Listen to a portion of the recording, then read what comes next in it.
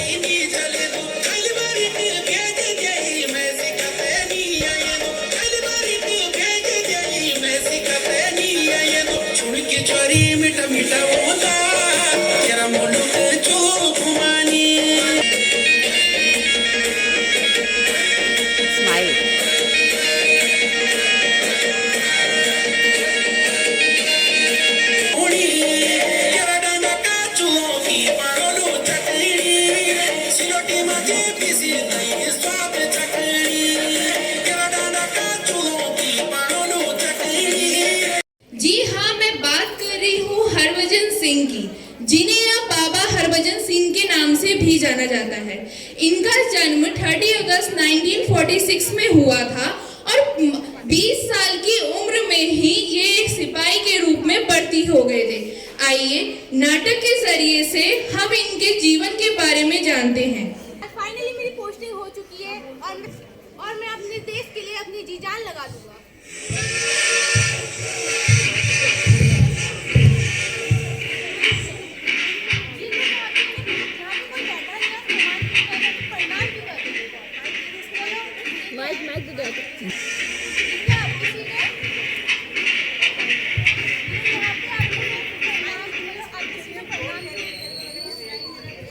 और आपको यहाँ पे सब लोग प्रणाम क्यों कर रहे हैं?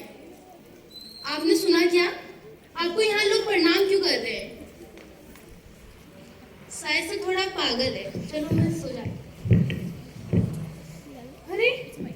तो यही था, कहाँ चले गया?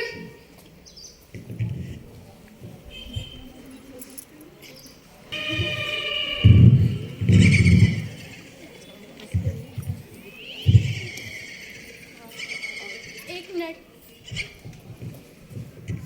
मैं कल से पूछना चाहता हूँ कि आप यहाँ पे इस बार बार प्रणाम क्यों कर रहे हो और ये किसका सामान है?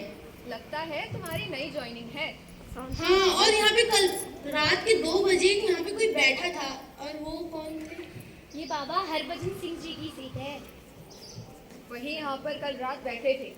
आओ हम तुम्हें उनके बारे में विस्तार से बताते हैं। हरभजन सिंह और मैं बहुत खुश हूँ क्योंकि मेरी आज नई नई ज्वाइनिंग हुई है और मैं सिक्किम जा रहा हूँ। अब मैं तन मन और धन से अपनी देश की सेवा करूँगा और जी जान से देश की रक्षा करूँगा और इस हथियार से दुश्मनों की छुट्टी कर दूंगा। आपने ये है हरभजन सिंह। इनकी पोस्टिंग तो सिक्किम में हो गई।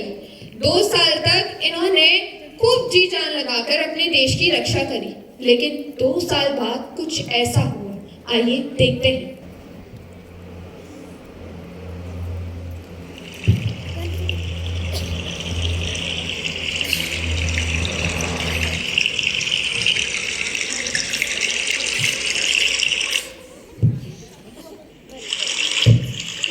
अरे कौन है?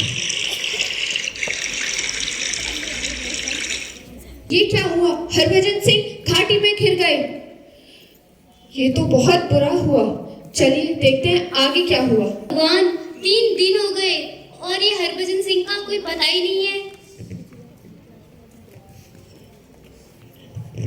3 दिन तक ढूंढने के बावजूद भी हरभजन सिंह के साथी अफसरों को उनका कोई पता नहीं चला। तो उन लोगों ने सोचा कहीं वो भाग तो नहीं गया, कहीं वो भगोड़ा तो नहीं है, और उन लोगों ने उन्हें भगोड़े का नाम दे दिया। गद्दार कहा उन्हें। क्या ये हरभजन सिंह? 3 दिन हो गए इसको ढूंढते ढूंढते। मैं तो थक गया हूँ। मुझे तो लगता है तुम्हारा दोस्त भाग गया है। वैसे भी उसका पहले दिन से ही मन नहीं था। वैसे भी मुझे तो पहले से ही पता था वो एक ना एक दिन भाग ही जाएगा।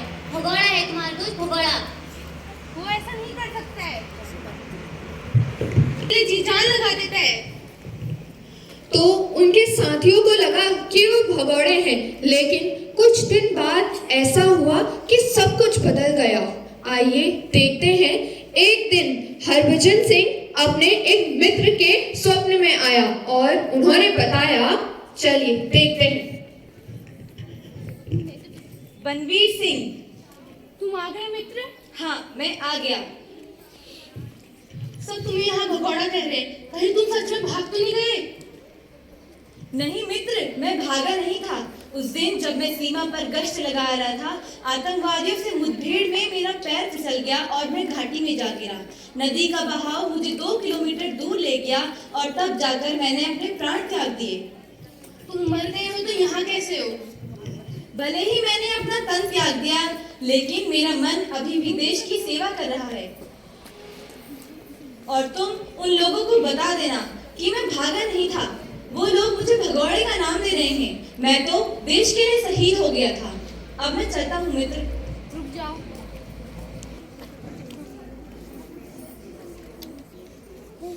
यहीं पे तो था अभी। कहाँ गया? क्या हुआ? तुम किसको ढूंढ रहे हो? जिसे तुमने भगोड़ा कहा, वो भगोड़ा नहीं है। लगता है उसके भागने से तुम चुका है। वो भागा नहीं, वो सीमा में गश्त लगाते वक्त खाई में गिर गया और नदी से 2 किलोमीटर आगे गिर गया। तुम पागल तो नहीं हो गए हो? चलो मेरे साथ में, तुम्हें दिखाता हूँ। अरे ये बंदूक किसकी है? यहीं पे होगा, देख लो, वहीं पे होगा।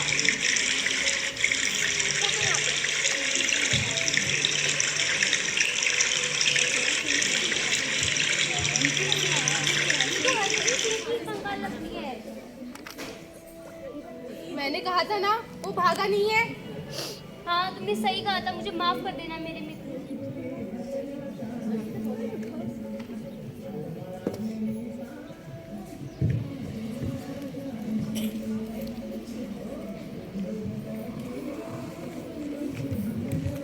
उनके मित्रों को जब उन्होंने ढूंढा, आपको विश्वास नहीं होगा, ये बात सत्य है कि बाबा हरभजन अपने एक मित्र के स्वप्न में आए और उन्होंने बताया कि उनका शरीर कहाँ पर है, और जब कुछ दिनों बाद वहां पर ढूंढा गया तो उनका शव वहीं पर मिला।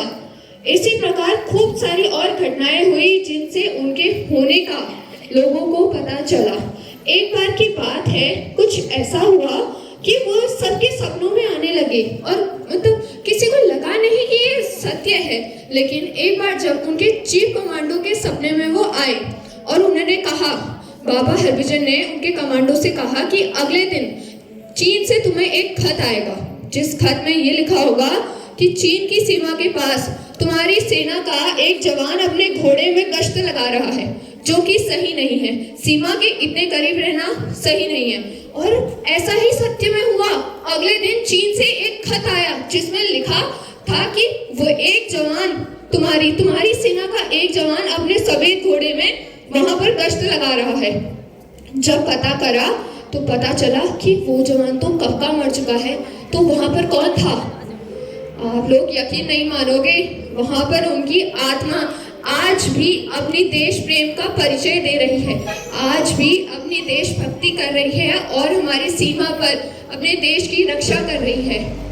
आइए देखते हैं आगे। कुछ ऐसा हुआ जब हमारी सेना पे खड़े जवान उतनी ठंड में जब उनकी आंख लग जाती है तो बाबा हरभजन उन्हें चांटा मारकर जगाते हैं और उनसे कहते हैं कि तुम्हारे पास जीवन है तो तुम इसका कुछ सदुपयोग करो, अपने देश के लिए कुछ कार्य करो।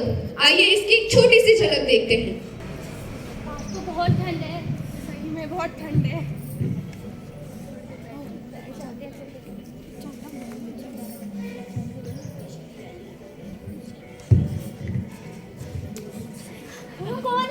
कौन है? तुम मुझे मार क्यों रहे हो? मुझे ही पड़ा है। तो कौन है इधर? जवानों उठो। ये तो मेरे मित्र हरभजन सिंह की आवाज है। क्या? तुम्हें यहाँ सोने के लिए नहीं भेजा गया है, देश की सेवा करो। जवानों उठो।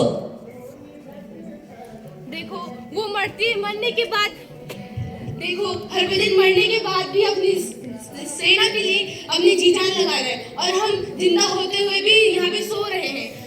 तुम सही कह रहे हो मेरे मित्र। आज भी हरभजन सिंह की आत्मा सीमा पर खड़े होके अपने जवानों का मनोबल बढ़ा रही है, उन्हें प्रेरित करती है। जब भी कभी किसी जवान की आंख लग जाती है तो उन्हें चांटा मारकर जगाती है। इसी प्रकार उन्होंने कई बार अपने होने का संकेत दिया और इसी बात को ध्यान में रखते हुए भारत सरकार ने सिक्किम की राजधानी गंगटोक में उनका एक मंदिर बना रखा है, बाबा हरभजन सिंह का मंदिर। और आपको ये जानते हुए भी आश्चर्य होगा कि उनके ऊपर एक सिपाही की तरह सारे कानून सारे नियम लागू किए जाते हैं। उनकी सैलरी भी लगी है और अब तो उनकी प्रमोशन भी हो गया है, उन्हें कैप्टन भी बन चुके हैं वो, और अब उनका रिटायरमेंट भी हो चुका है, उन्हें पेंशन भी मिलती है। जब वे सिपाही थे तो उन्हें जैसे एक साधारण सिपाही को साल भर में 3 महीने की छुट्टी मिलती है और उसे घर भेजा जाता है, उसी प्रकार उनका सामान भी उनके घर भेजा जाता था। और जिस कमरे में उनके लिए उनके रहने का बंदोबस्त किया जाता था ना, उसी कमरे में जिस सरिया पर वो सोते थे उसमें रात को सिलवटें मिलती थी और जो उनके जूते रखे हुए होते थे उनमें कीचड़ लगा हुआ था। अब आप सोचो, एक आत्मा जो अभी भी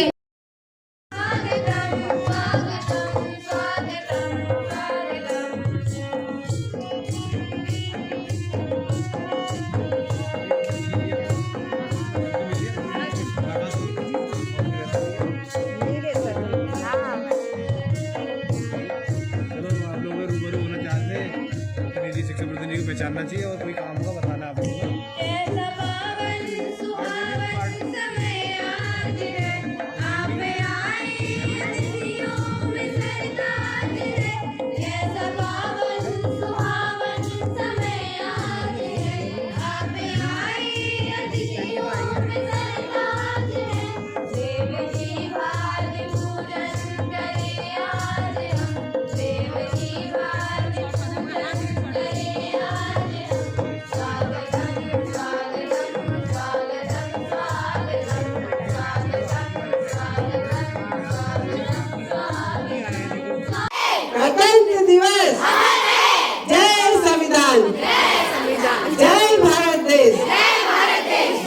विदा।